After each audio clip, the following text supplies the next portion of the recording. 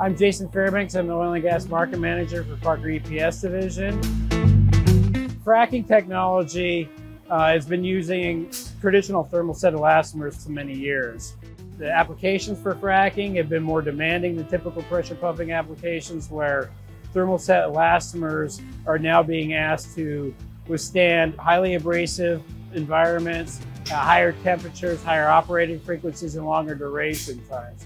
We utilize engineered polymers that have extreme wear and an abrasive and thermal and chemical resistance in the application. This allows fracking companies to operate for longer times, at higher temperatures, under more abrasive conditions.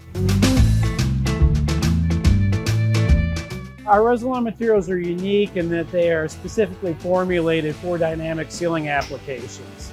What our chemistry does is that over typical thermoplastic urethanes is they allow for longer wear, higher temperatures, and are compounded specifically for environments such as fracking.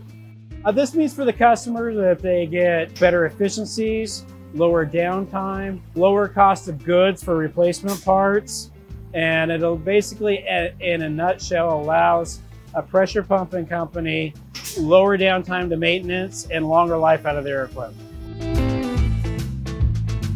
By utilizing the Resilon material and patented designs, engineering designs of profile seals over traditional product, we've seen extended lives anywhere from 50% improvement up to 500% improvement of life in the equipment.